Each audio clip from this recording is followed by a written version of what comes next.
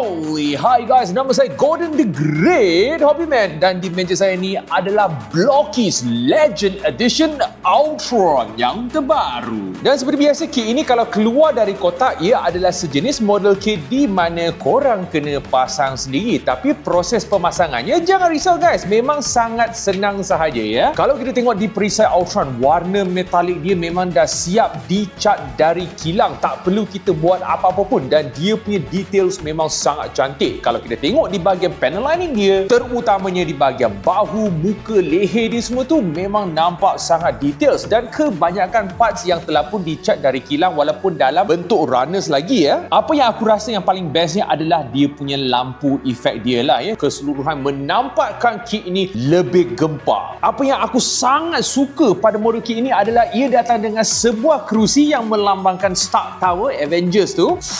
Dia punya belakang siap boleh storage tangan ekstra serta aksesori ekstra dia tu dan bukan main-main guys. Selepas kita letak Ultron di atas kerusi dia tu, dia punya feel memang dah berlainan. Memang aku rasa dia memang sangat sesuai lah dengan kerusi ni. Walaupun kit ini datang dengan stand yang tersendiri lah kalau korang nak buat posing-posing yang berlainan ataupun posing-posing action yang lebih dynamic. Lagi satu aksesori menarik adalah perisai terbang dia tu. Nampak sangat besar juga ya. Ia membolehkan kita menambahkan posing yang lebih banyak serta lebih menarik lah perisai dia tu. Dari segi artikulasi pula, kepalanya boleh gerak-gerak, tangannya boleh angkat ke tepi, boleh pusing-pusing, boleh melipat dan jari dia boleh gerak-gerak guys. Bukan main-main lagi Blockies ni. Pergerakan dada dan pinggang yang sangat bagus, kakinya boleh sepak ke depan, sepak ke tepi tu tak sangat, boleh sepak ke belakang serta boleh melipat dan mempunyai pergerakan tapak kaki yang bagus. Korang suka yang macam mana guys? Posing berdiri ke posing dengan kerusi dia tu? Bagi aku, saya sukalah posing dengan kerusi itu. Dengan ini, aku akan bagi The Great Hobby EX approve dan sampai di sini saja video kita. Kita jumpa lagi di video yang baru.